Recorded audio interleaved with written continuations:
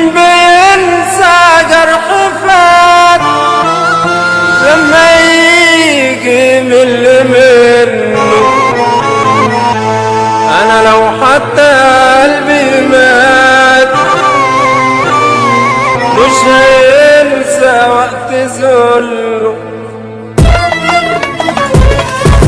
قلبي مدان مليان احزان والكل بيهتف بجراحي، واللي جرحني جاي ندمان وبيترجى في سماحي. قلبي مدان مليان احزان والكل بيهتف بجراحي، واللي جرحني جاي ندمان وبيترجى في سماحي. ياللي جرحته ازاي سامحكم؟ ده انا عيني حافظه ملامحكم. ياللي جرحته ازاي سامحكم؟ ده انا عيني حافظه ملامحكم، وقلبي حالف لا يوريكم. وزي ما جرحته هيجرحكم.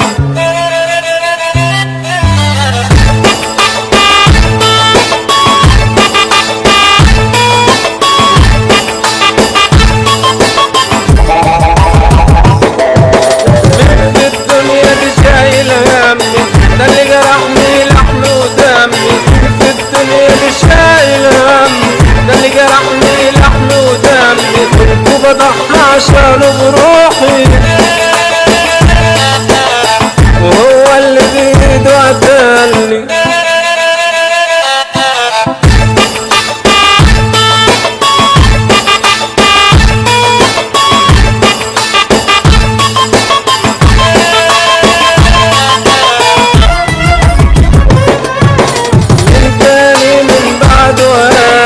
ده اللي قريب اكبر خاين تاني من بعده هامل. ده اللي قريب اكبر خاين مش عارف ليه اللي بصونه. الاقي اول واحد بعلي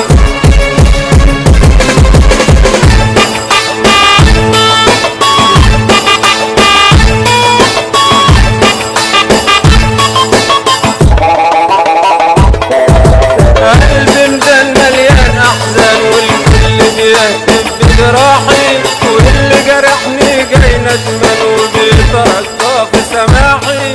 قلبي مدان مليان احزان والكل بيهتف بجراحي، واللي جرحني جاي ندمان وبيترجى. ايه يا حسين، حسبتها طلعوا كام يا حبيبي؟ اوضه النوم ب 15,000 والترابيزه ب 7,000 و3,000 واوضه الاطفال 10,000، يبقى المجموع كله 35,000. ناقص يا حبيبي. انت ناسي المطبخ يا فالح، حماك عايز المطبخ والاجهزه. يا نهار ابيض، هو انت الاجهزه كمان عليك يا حسين؟ سيبك من المطبخ والثلاجه، شوف احنا علينا المبلغ هيجمد كله كام. بس يا بابا ازاي يسيبه من الثلاجه؟ ده حماه وحماته صعبين قوي، ولازم يجيب الثلاجه. الله يرحم حمايه، كان جايب بدل الثلاجه قله ناوي. خلاص يا بابا، انت على ايامك اللي كان بيجيب قله وحصيره كان بيتجوز، انما دلوقتي محتاج تكييف وغساله واجهزه كتير.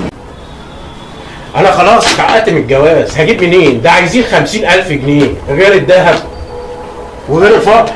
الا ايه موضوع الذهب ده يا حسين؟ ده انا سامعه انهم عايزين منك 50 جرام ذهب. هو انت هتتجوز الملكه نفرتيتي؟ ملكه ايه؟ نفرتيتي هتتجوز بنت بارنديلو على ايه؟ ده هي واحده زي اي واحده. انا اتعقدت من الجواز. طبعا هي مبسوطه، هي تلاقي عليه زي حليم كده. الواد حسين ده محظوظ قوي. هو انتوا جايين تقعدوا معايا ولا جايين تدقوا عليا؟ ايه اصحاب الفلس؟ هقول لك انا كنت في فرح واحد قريبي وهما بيتفقوا على القايمه وكده، اختلفوا على المطبخ والسجاير والجوازه باظت.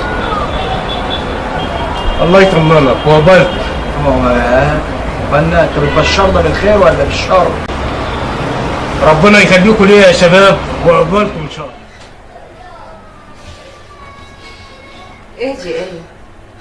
فهميني طيب، في ايه؟ بالراحه. ايه مالك يا ايه؟ في ايه؟ شفت اللي حصل لي؟ ايه اللي حصل؟ شفت هاني عمل فيا ايه؟ عمل ايه هاني؟ كله من الفيسبوك ضحك عليا، عشمني بالحب وان انا كل حياته وان مفيش في حياته غيري. ادي الفيسبوك، يا ادي الفيسبوك واللي بيجي لنا من الفيسبوك. انت غلطانه يا ايه، محدش في الدنيا ابدا بيرتبط عن طريق الفيسبوك. غصب عني، عشمني بالحب. انا انسانه عندي مشاعر واحاسيس. قال لي انا بحبك ومفيش غيرك وان انت كل حاجه. انا ما وافقتش بسهوله، يعني مش بسهوله، ولكن كلامه اثر فيا. قال لي انا بحبك وانت كل حاجه. قلت له انت كذاب وانت بتضحك عليا وانت بتخدعني زي ما بتكلم اي واحد. قال لي ابدا، عمل المستحيل انه يوصل ليا، ولما اتمكن منه خدعني وضحك عليا. طلع خاين غشاش ملوش امان. اروح اموت لكم ماركو ده يا اخوانا. ادي الفيسبوك واللي بيجي لنا من الفيسبوك. يا جماعه المفروض ناخد عظه. فيسبوك ايه ده اللي بنمشي وراه؟ يا مجدي الغلط مش من الفيسبوك، الغلط احنا بنستعمل يا جماعه كل حاجه غلط. يا ايه محدش ابدا بيرتبط عن طريق الفيسبوك. فعلا كلامكم صح، وانا تجربتي مع المطرب دي علمتني كتير قوي. انا فعلا حبيته، ولكن انا بنصح كل واحده ان هي ما تصدقش اي كلمه تتقال لها او اي واحد يقول لها كلمه حلوه من على الفيسبوك، لان الفيسبوك ده دمار، وكل واحد بيضحك على واحده علشان يقضي له يومين معاها وبعد كده خلاص يرميها. بس مش عارف ايه اللي بيحصل بعد كده. الفيسبوك ده شبكه تواصل اجتماعي عشان الناس تعرف بعض عن بعد اخبار بعض، مش عشان يخش بيوتنا يخربها. احنا بقى للاسف استخدمناه استخدام غلط، بقى ضياع اجتماعي مش تواصل اجتماعي. انا اتصلت بعمي علشان القايمه وقال لي البركه في حضرتك. انا يا حبيبي هخلص كل حاجه، ما تحملش هم. انا مكان عقبال ما يجي بالسلامه. طب ايه المطلوب؟ القايمه 300,000 و50 جرام دهب. بس دي ما كانتش الاتفاق مع عمي. اتفاق معايا انا. يعني لو ابنك تعملي معاه نفس اللي بتعمليه مع ابني؟ طبعا ده حق وليا. يا نهار ابيض، صاحبك من السحر. بس اسمعوني، دي القايمه دلوقتي زي وصل الامانه بالظبط، يعني فيها سجن. اشرب يا حبيبي. وما كانش الاتفاق مع عمي. بقى انا مدياك 24 دولار مستخسر حته امضه. اشرب يا حبيبي اشرب. شايف الحمل حلوه؟ امضي يا حبيبي، امضي على القايمه والدهب اللي هتجيبه. يا بابا احنا عزمنا المعازيم والناس كلها وعرفت ميعاد الفرح. مفيش حاجه، انا بحبها وهنمضي وكله على خيرة الله. انا همضي عشان انا بحبها. الف بركه يا حبيب قلبي، مبروك عليك. على خيرة الله. ربنا يكمل بخير وزغروطه يا حبايب. عامله ايه؟ تمام الحمد لله يا المجد. ايه ده؟ انت مخلف مانجا بجد يا يوسف؟ لا يا حبيبي قلبي دي. عسلية. ربنا يخليها لك يا حبيبي. الله يخليك. ايه بقى الحكايه بقى دي؟ ايه اللي حصل؟ دلوقتي مصطفى كان بيصور فيلم وقال لي تعالى هتاخد دور عريس.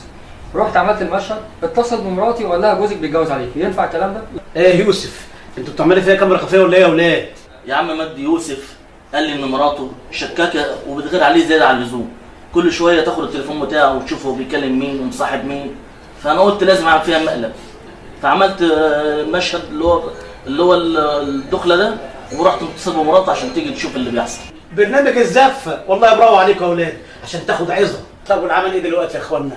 ايه يا يوسف هنعمل ايه؟ انا جاي لك انت والحاج توفيق عشان تشوفوا لنا حل في الموضوع ده. خلاص يا استاذ مجدي نروح نجيبها عشان البيت نلم الدور عشان البيت ما يتخربش. حرام. بس اما نشوف اخره الغيره بقى، هو ده النت واللي بيحصل لنا من النت. هو ده اللي بيجي لنا من النت اصلا يا استاذ مجدي.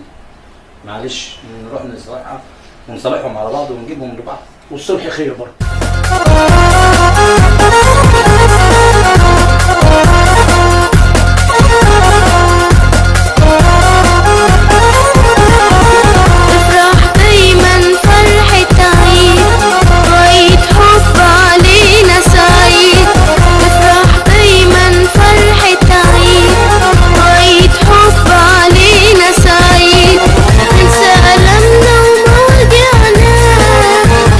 كله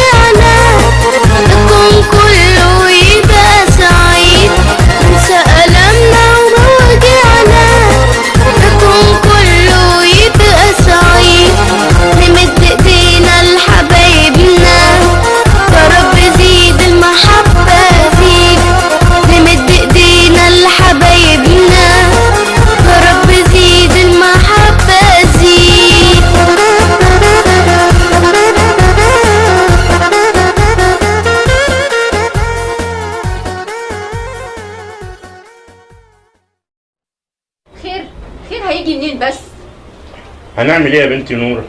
هو اخوك اتدبس وخلاص. احنا عايزين ندور على حاجة نساعده بيها. انا كنت عامل جمعيه مع حسين بدفع نصها كل شهر، اتفقنا بعد ما يتجوز نعيدها تاني وهو بدأ يتجوز انا. ساعدك؟ هو اللي بيتجوز يقدر يساعد حد؟ ده يا دوبك بيكفي نفسه وبيتفتح له 1000 باب وباب. انا مش عارفه حسين ازاي يتورط في الجوازه دي ويدفع ده كله. حسين اخوك اتدبس بعد ما كنا جهزنا كل حاجة، ويوم الخطوبة الناس غيروا كلامهم خالص. حسين لازم نتصرف في الموضوع ده ويساعد نفسه بنفسه، انا مش هديله جنيه تاني. انا مش عارفه انتوا زعلانين ليه، بس هو قاعد متهني مع عروسته واحنا اللي عمالين نحرق في دمنا على الفاضي. على رأي المثل، العروسة للعريس والجري للمداعيس. بطل يلا قوم من جنبي يلا. وانت لو سمحت يا بنتي يلا بقى قومي جهزي لهم الاكل ولا تشوفوهم عايزين ايه. كتكون قرف. مالك يا حسين زعلان ليه كده بس؟ هو في حد يزعل في شهر العسل؟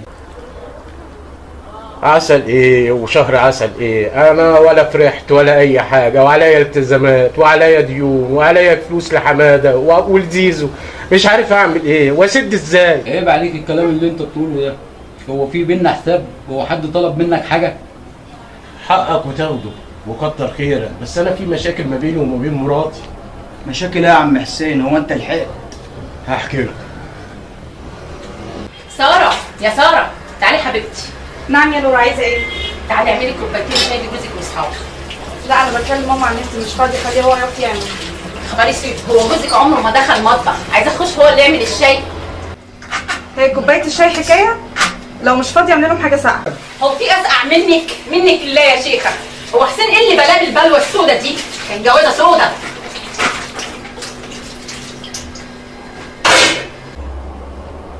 وهذه هي الحكايه. خلي بالك كده مراتك بتلوي دراعك عشان المؤخر والقايمه. انا حاولت اقرب منها بس هي متدلعه، مش متحمله يعني ايه مسؤوليه بيت واسره. معلش انتوا لسه في الاول، بكره تتعودوا على بعض. زي ما زيزو قال لك، انتوا لسه في الاول، بكره تفهموا بعض وبقى اتكلم معاه في الموضوع ده.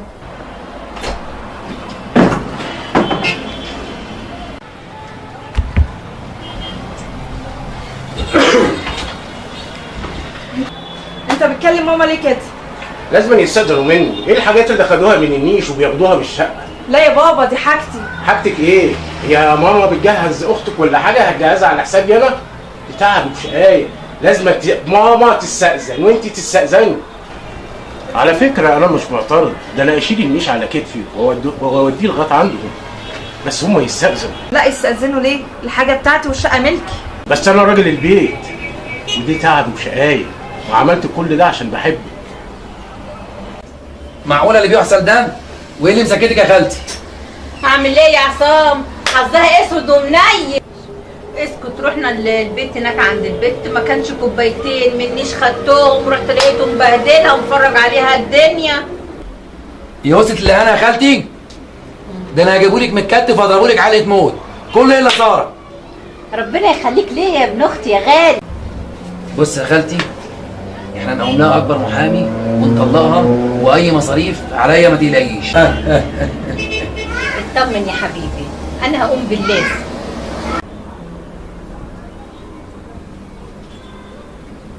ازيك يا عصام؟ حبيبتي ازيك عامله ايه؟ الحمد لله كويس. بابا عامل ايه؟ كويس. اتفضلي. تعالى حبيبي، تعالى اقعدي. شفت يا عصام، انا وماما رحنا نزور ساره وجوزها زعق لنا انا وماما. اتفضل يا بابا الشاي. هو حسين كان بيعلي صوته ليه؟ هي مراته بتتخانق معاه ولا حاجه؟ ما انت عارف يا بابا بيزعق مع مراته اللي ما تستناش. لا يا نور، ده كان بيزعق مع حماته واخت مراته، انا كنت واقف جنب الشباك وسمعتهم. انا ما اعرفش، انا اعرف كله ان هو بيزعق مع مراته. هي حماته دي مش كان المفروض تربي بنتها وتعلمها ما تردش على اللي اكبر منها؟ اللي ما تترباش من بيت اهلها صعب جوزها يلمها. ايه الامثال الجميله دي يا نور؟ فعلا عندك حق. هو ساكن معانا في البيت وما بنشوفوش خالص، ولا بيخلي مراته تتعامل معانا. مش عارف اعمل مع الراجل ده ايه. بس هي تخدم نفسها. بقى حد يصدق حسين اللي ما كانش بيعرف يسلق بيضه دلوقتي بقى يعمل كل حاجه؟ نعمل ايه؟ احنا في زمن العجايب. للاسف هو عامل زي الغرقان، بيجي على نفسه عشان المركبه تمشي، بقى زي الخاتم في صباعها. عيب يالا، عيب كده ما تقول على اخوك الكبير. يا ترى كانوا بيزعقوا ليه؟ انا نفسي اعرف. بكره نعرف كل حاجه، كل شيء هيبان. سارة عاملة ايه؟ الحمد لله. ايه ما بتنزليش يعني؟ بقالك 15 يوم قاعدة حابسة نفسك في البيت. لا عادي انا قاعده في شقتي. يعني المفروض تنزلي وتقعدي معانا تشوفي طلبات بابا وتشوفي البيت. لا انا كفايه عليا بخدم جوزي. تخدمي جوزك ازاي يعني؟ تطبخي له؟ لا بنطلب دليفري واعمل له اللي انا عايزاه، وهو عارف ان انا متدلعه واخدني من البيت اهو متدلعه. ده متدلع ده كان في بيت عيلتك يا حبيبتي، انت هنا ست اللي اتجوزتي. المفروض الواحده اول ما تتجوز بتنزل تشوف عيلتها الجديده وبيت ابوها الجديد وتخدمهم. انا عملت كده 3 ايام وكنت بخدم حماتي وبخدم عيلتي كلها. يلا انا عايزه كده معاك. انت شايفه كده؟ طب يا حبيبتي البيت بيت ابونا والغرب بيطردونا.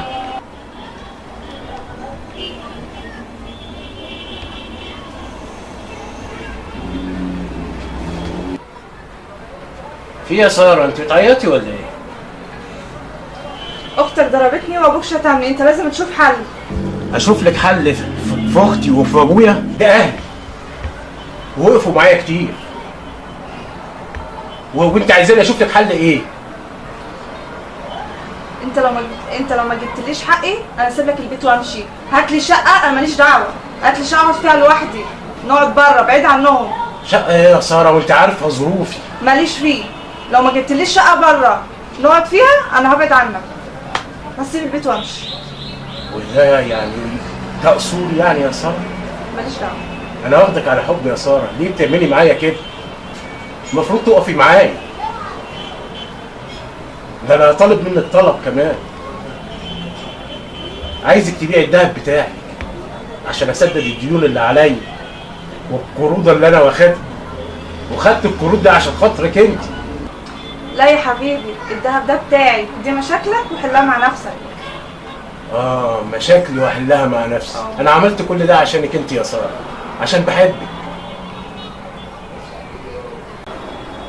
احلها مع نفسي يا وقع سودة؟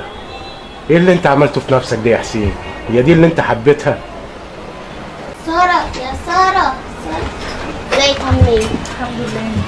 كنت راجعة من الدرس وقلت اعدي عليكي شوية، بس اخت جوزك بتقولي يلا اطلعي واختك فوق ونايمة فوق الكلام ده، وعملت لي ايديها كده. المهم سيبك منها. ماما عاملة ايه؟ ماما الحمد لله كويسة. ما انا جاية اطمن عليكي انت عاملة ايه مع حسين؟ والله حسين بيشتغل الصبح وبيشتغل الظهر، وكل شويه يقول لي الديون وعليا فلوس وكذا، وعلى طول سايبني لوحدي. يعني سارة اللي ما بتبطلش خروجات وفسح تقعد في البيت ما بين 4 حيطان، ما تلبسي وتعالي نروح عند ماما نقعد معاها شوية. لا ما ينفعش اخرج من غير ما اقول له، هيزعق لي وهيعمل لي مشاكل. طب ما تعملي لنفسك شخصية، امال التليفون ده عاملينه ليه؟ كلميه وقولي له اي حاجه كده وخلاص، اكدبي عليه ماما تعبانه ماما اي حاجه وتعالي ننزل. تصدقي عندك حق. استنى.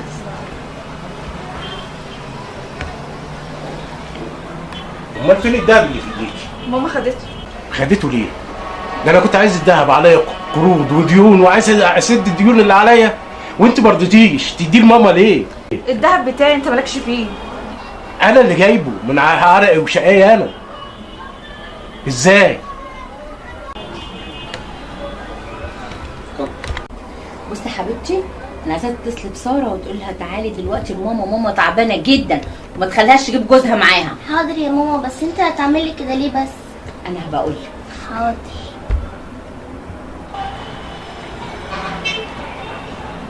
الو. ايه يا حبيبتي عامله ايه؟ ماما مالها تعبانه؟ انا كنت عندها الصبح. ايه؟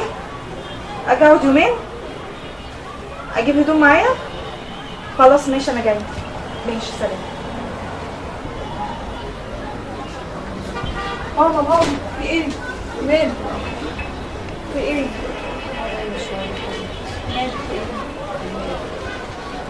لما جيتي بقى يا حبيبتي في ضيف يقعد 5 دقايق بس. ماما استاذ يوسف المحامي جه.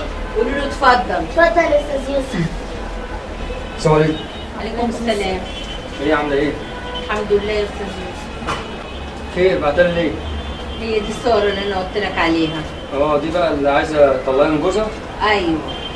طيب بدايه كده انا عايزه تعملي توكيل، وعايزه اطمنك ان القانون دلوقتي في صالح الزوجه، يعني هخليه يلف حوالين نفسه كل حاجه.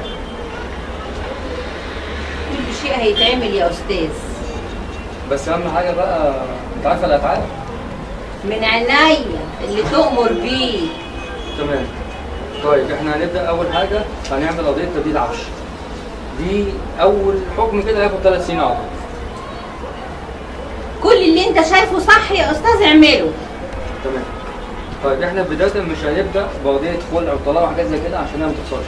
هنبدا نلعبه واحده واحده. قضيه يعني يطلع من القضيه يلاقي قضيه، كل ما يطلع من القضيه يلاقي قضيه. ماشي ومال ومال. تمام. اهم حاجه بكره الصبح ده الكارت بتاعي هتعمل لي توكيل وتجيبوا لي المكتب. تعمل ومال. وطبعا الاتعاب ما تنساش عيوني. تمام. في انتظاركم بكره ان شاء الله. حاضر يا استاذ شرفتنا. يا ماما انا مش فاهمه انتوا بتعملوا ايه بالظبط. يا بنتي انت مش قلتي لي ان ماما تعبانه؟ انا مش فاهمه حاجه. واتطلق من حسين ليه؟ يا بنتي مش هتطلقي ولا حاجه، دي قرصه ودن بس عشان يحترمك ويعمل لك حساب. هو حسين وساره مش باينين ليه؟ تلاقيهم نايمين، دول بيحبوا اكل الفطير والنوم على السرير. لا يا نورة، دي ساره نزلت بعد ما حسين نزل الصبح. هو حد لاقي دلع وما بتدلعش؟ ده جوزها ما بيقولهاش سكتتك ايه؟ ما مفيش حد قادر عليها. كل يوم 2 تاخد تروح تتسوق وتجيب خضار وفاكهه وكل ده توديه على بيت ابوها، واحنا الجنيه ما بنشوفوش منه. السلام عليكم. وعليكم السلام. مالك يا ابني؟ مالك؟ واقع في مشكله كبيره. ايه المشكله؟ احكي لي. ساره اتصلت بساره، قالت لها والدتها تعبانه وهتقعد يومين، فرحت انا لساره. حماتي قابلتني قالت لي ما بيننا وما بين بعض المحاكم. يا نهار اسود، هو انت لحقت؟ ده انتوا لسه متجوزين. ده انا كمان بتصل بساره مش راضيه ترد عليا. هي حصلت وحصلت اللي المحاكم احنا لازم نعمل وقفه ضدهم، فاهم؟ ما انا مش عارف ايه هي المشكله. انا دخلت الشقه لقيت والدتها بتديها شايله شنط واخده حاجات من نيش، فانا اعترضت فقلبت عليا. وصلت لغايه فين؟ وصلت لغايه فين معاك عشان نقدر نفهم؟ رفعت عليا قاضي. ده اللي انا عرفته منه. حسبي الله ونعم الوكيل. ست مفتريه. ربنا على المفتري، ربنا على المفتري، ربنا على المفتري. وانا عملت جريمه يابا عشان اتجوزت. لما كانش الجواز جريمه ما كانوش جابوا 2 شهور. بص يا حسين، اللي انا فهمته الجواز اوله ورقه في المحكمه واخرته حكم في المحكمه. هي منى ازيك؟ عامله ايه؟ الحمد ايه لله. اخبارك؟ وساره عامله ايه؟ والله ساره تعبانه قوي، حماتها شديده قوي معاها وعاوزين نطلقها. يا نهار اسوح، تطلقيها؟ هي لحقت تتجوز وجوزها مش عايز يطلقها. ليه كده؟ حاولي تصلحي ما بينهم وحاولي تعملي اي حاجه، ما ينفعش تتطلق. انا هرفع عليه قضيه. قضيه ايه؟ وهطلقها. قضيه ايه؟ مفيش حاجه اسمها قضيه، دي لسه لا. متجوزه بقى لها مده صغيره. حماتها شديده قوي معاها والبنت تعبانه. حاولي تشوفي اي حل، ما ينفعش تطلقها. مفيش. ما ينفعش، أنا حتى الناس هرفع تقول عليه. ايه علينا ودي متجوزه بقى لها مده صغيره. قضيه ايه اللي ترفعيها ليه؟ وانا مستغنيه عن بنتي؟ يا ستي قانون الاسره اتعمل علشان الست المظلومه تتنسف، مش عشان احنا كل شويه نرفع قضيه خلع ونبهدل الراجل ونفتري على الراجل. في ايه؟ بنتي اللي تعبانه، بنتي اللي تعبانه، انا هرفع قضيه خلع واريح بنتي. استاذ عمرو، في حد بيسال على حضرتك. خليه يتفضل. اتفضل يا استاذ. السلام عليكم. سلام الله، اهلا بيك اهلا بيك.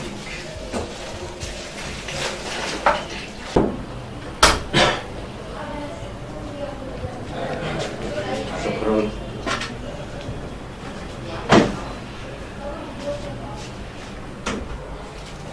انا جاي لحضرتك في استشاره قانونيه. اتفضل يا استاذ. مراتي رفع عليا قضيه خلع وقضيه تجديد عفش، وجالي اعلان في الكلام ده.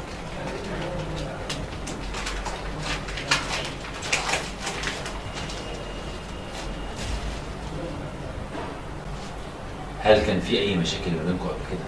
مفيش اي مشاكل، انا متجوز من 3 شهور وحياتنا كانت سعيده جدا، بس من ساعه حماتي ما دخلت ومراتي قلبت عليا. طيب بص يا استاذ حسين، في البدايه كده لازم اعرفك ان قوانين الاسره منحازه لصالح الست بشكل رهيب جدا، يعني لو دخلنا في قصه المحاكم هنلاقي نفسنا خسرنا. طيب ايه اللي مطلوب بقى يتعمل؟ الحل دلوقتي نحاول نشوف قعده وديه، والقعده الوديه دي يتعمل فيها صلح بعقد اتفاق، وانا كمحامي هتدخل لك في عقد الاتفاق ده بحيث اقلل لك الخسائر او من غير خسائر باقل من لا يمكن. انا حاولت كتير ودخلت ناس كتير، بس حماتي ما بتحلش، وحماية العصمة في مراته، مش عارف اعمل ايه. الحل بقى يا استاذ حسين ان تشوف اقرب حد لحماتك ومراتك قريب منها يتدخل كوسيط ما بينكم، لان دلوقتي انتوا الاثنين كزوج وزوجه عاملين كده زي الاثنين عربيتين خبطوا بعض وكل واحد عمال يجذب التاني، فلازم حد يتدخل كوسيط هو اللي يصلح ما بينكم. شوف مين اقرب حد لحماتك ومراتك يقدر يأثر فيه. خالتها. طيب نكلم خالتها وانا مستعد للتدخل في اي وقت معاك، عشان زي ما قلت لك ان قوانين الاسره منحازه لصالح الست للاسف. ده حتى في حد كلمني اللي هو لو حامل الموضوع هيبقى اكني عملت جريمه. ازيك يا خالتي عامله ايه؟ ازيك يا حبيبي عامل ايه؟ امال فين ساره؟ نايمه جوه تعبانه، دماغها ناشفه ابدا مش عارفه الينها. ليه؟ نحط لها زيت مطوب. لا يا حبيبي نلينها بالفلوس. خلاص عينيا يا خالتي، اللي انت عايزاه فلوس كتير. جبت منين الفلوس دي كلها؟ الفلوس كتير يا خالتي، وانا راجل تاجر والتجاره شطاره. خلصي لي انت بس الموضوع ده وعينيا ليكي في اي حاجه يا خالتي. نخلص بس من حسين تبقى انت اللي في القلب وفي العين.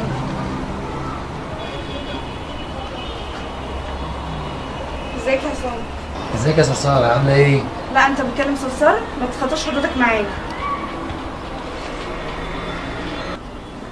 هو انت بتعملي كده ليه؟ على كل ده عشان ما اتعلمتش وكملتش تعليم؟ بس على فكره انا بكسب دلوقتي ومعايا فلوس واقدر اعيشك عيشه احسن من اي حد في الدنيا.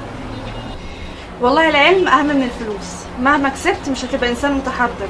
الفلوس بتشتري بيها عربيه، مكان، لكن عمرك ما هتشتري بيها قلوب الناس. انا بعتلك يا استاذه هناء بخصوص قضيه ساره وحسين. ساره؟ هي ساره رافعه قضيه؟ للاسف، وطلعت رافعه كذا قضيه مش قضيه واحده. رافعه قضيه تبديل عفش وقضيه ضرب. ازاي؟ ده هي متجوزه حسين عن حب، واخدين بعض عن حب. ادي القضيتين قدامك يا استاذه هناء. مش معقول دول واخدين بعض على حب، ازاي تعمل كده؟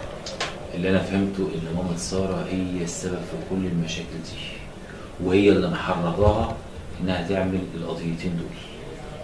والحل دلوقتي ان حضرتك يا استاذه هناء تحاولي تقنعي مامة ساره ان تخلي ساره تتنازل عن القضيتين وتحتوي الدنيا كده عشان جوزها وبيتها يستقر.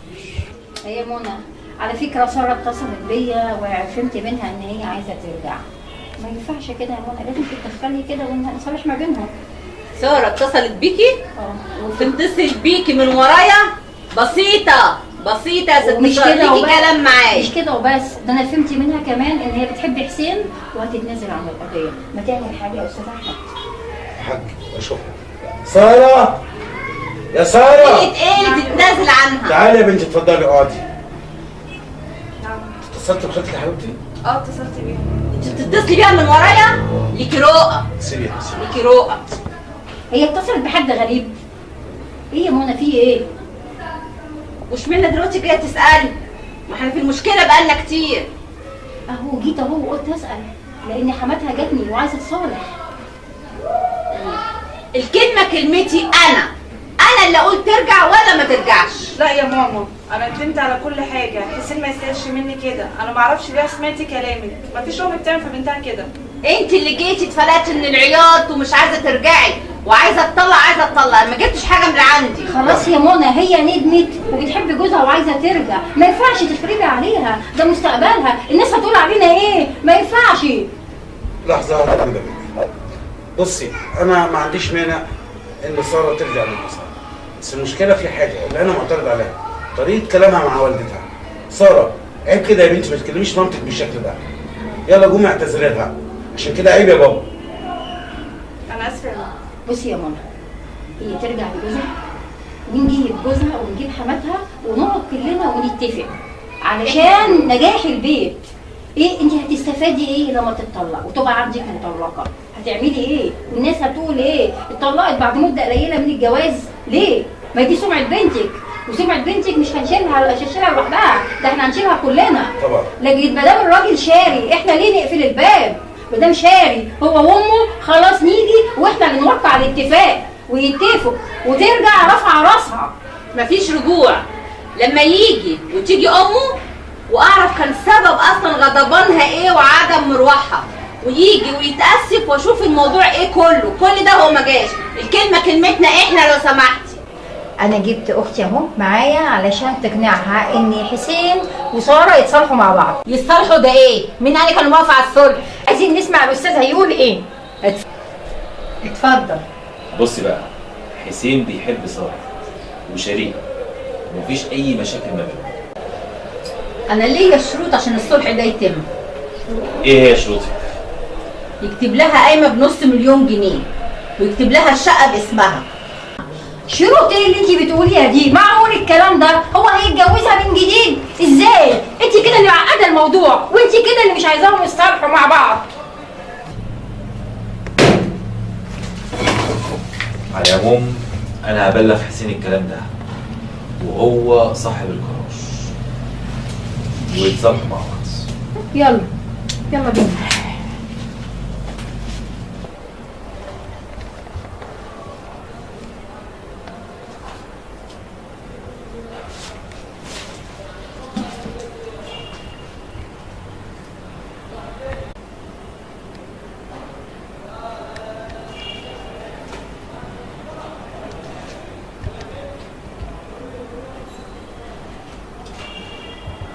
ايوه يا حسين، ازيك؟ بص دلوقتي حماده جت واشترطت انك لازم تكتب قايمه بنص مليون جنيه وتكتب لها الشقه باسمها.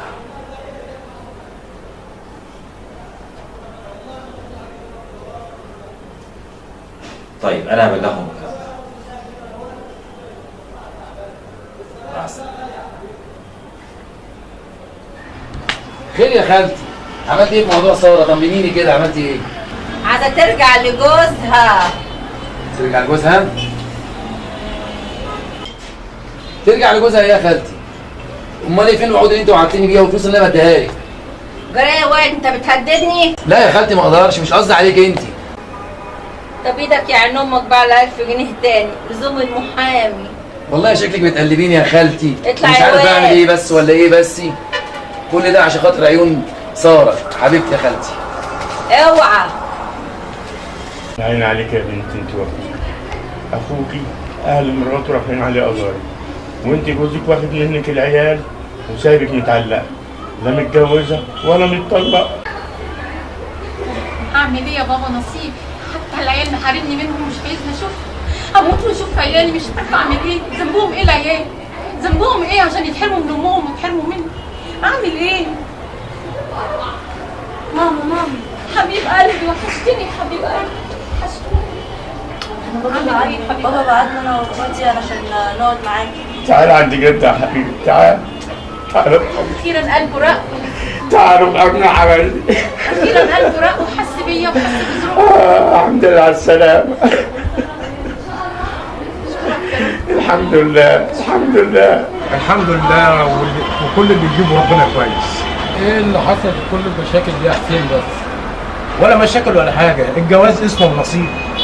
انت كده هتدخلنا في قصه قضايا ومحاكم وسكه المحاكم طويله. احنا فكرنا نروح لحماه ونصلح بينهم، بس قلنا ناخد رايك الاول. لا ما تعملوش كده، دي انسانه لا قدرت العشره ولا قدرت اي حاجه. وانا هتجوز وطالب منكم الخدمه دي. عننا ليه؟ دعوه فرح. ايه يا ماما؟ ايه اللي حصل ده؟ انت بتتفقي مع ابن اختك عليا؟ انت بتزعقي لمين كده يا ساره؟ انا خايفه عليك وعايزه اعملك قيمه وكرامه قدام جوزك. قصدك عشان يكرهني ويطلقني؟ ازاي يرجعني بيته بعد ما بهدلته في المحاكم ورفعت عليه قضايا؟ قانون الاسره ده يا ماما اتعمل عشان ينصف الست المظلومه، لكن الست اللي جوزها بيحبها هتبهدله ازاي في المحاكم؟ يا بنتي انا مش عايزه اطلقك ولا اخرب عليكي، ده انا بس عايزه الوي دراعه عشان يعرف ما يزعلكيش ويحافظ عليكي. عاجبك كده؟ او هيتجوز وبعت لنا دعوه فرح ان شاء الله ترتاحي. طب يبقى يعملها كده اهي جت مصلحه. خالتي حبيبتي عامله ايه؟ ايه يا حبيبي؟ تقومي اعملي لنا فنجان قهوه كده ولا حاجه عشان عندي صداع جامد قوي. لا يا حبيبي الف سلام عليك. مظبوطه ولا سكر زياده؟ مظبوطه يا خالتي. حاضر من عينيا يا حبيبي. بسرعه بس. ماشي.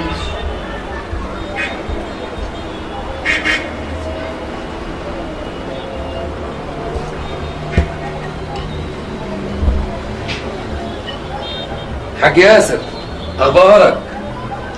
عايز منك خدمه يا اسطى كده وباي مقابل انت عايزه. في واحد اسمه حسين عايزين نروق عليه، عايزه يجي متدغدغ. هبعت لك العنوان بتاعه وصورته على الواتس دلوقتي. عايز يجي لي متدغدغ مش شلفه، واللي انتوا عايزينه يا رجاله رقبتي. انت زفت يا وليد. اصحى تسرق ابوك يا جبان. على اخر الزمن تسرق ابوك. يا بابا في حد يسرق حد كده يا بابا؟ لا عايز نسام عليك. انت بتهزر يا بابا ولا بتعمل لي فيها حرام يا زفت. بتعمل لي فيها حرامي في ايه يا بابا؟ قول يا ولد. ايه يا مجدي؟ ايه يا مجدي في ايه؟ بتضربه ليه؟ انا مش عارف ابنك عمل ايه، ما انت عارفه. لا مش عارف في ايه؟ في والله ما انا اللي كنت نايم والله يا ماما والله ما استعبط. كان مش سارق الفلوس. قول يالا. كان واخد حاجه من الاوضه وكان بيجري وما رضيش يقف لما ناديت له. يا راجل اخوك ما يكدبش. استنى يا مجدي استنى افهم منه. في ايه يا حبيبي؟ قول يا حبيبي. في يا بابا بص يا بابا، هو كان كل الموضوع في بوست على الفيس نازل في يا بابا. انت هتديني يا بابا في وشي نازل وبيقول لي اللي عايز يمثل بيدفع فلوس وعلى الممثل. فيس تاني فيس؟ يعني مفيش فايده؟ ده مفيش. ده ما اسموش فيس، ده اسمه خراب اجتماعي. ده مش تواصل اجتماعي، ده خراب اجتماعي. يخرب بيتك. بتسرقني على اخر الزمن. هو انا عايز امثل يا بابا، كل ده عشان يعني همثل؟ انا حلم حياتي اني امثل وانت عارف حاجه زي كده. انت اللي خربت البيت، انت اللي بتدلعيه. يا مجدي استنى يا ابني، فكروا صح شويه. الفيس ده خلاص خرب عقولكم. انا مش عارفه اعمل ايه بجد، مش عارفه. طول عمري هقولها وهفضل اقولها ان ده اسمه خراب اجتماعي مش تواصل اجتماعي. مش ابن مجدي اللي يعمل كده يا بابا. عمر ما التمثيل كان ضياع، التمثيل فوق الكل يا بابا. التمثيل مش غلط، لكن طريقه التفكير هي اللي غلط. مش بالسرقه يا ابن مجدي، مش بالسرقه يا ابن مجدي عبد الحليم. مش على اخر الزمن ابني يسرق. ابني اللي عمل فيك كده يا ابني؟ اللي عمل فيك السند عليا؟ مش عارف ولا ده حرام.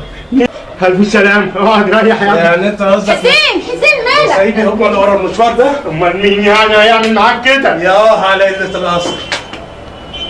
انا كل ده عشان حبيتها. ده مش عشان حبيتها، عشان انت سيدت لهم في كل حاجه وفقت على كل حاجه، فكانت كل حاجه سهله. يا مرايه الحب عمي، انا اعمل ايه؟ انا حبيتها بجد. هي دي اخرة الحب؟ لا هي ما ذنبهاش حاجه، عيلتها هي السبب. امها؟ ايوه امها. وهي مشيت ورا امها. هي ملهاش عيشه معايا. انا هطلقها ولو هتحبس. اهدى يا ابني اهدى. الف سلامه ليك. اعمل ايه؟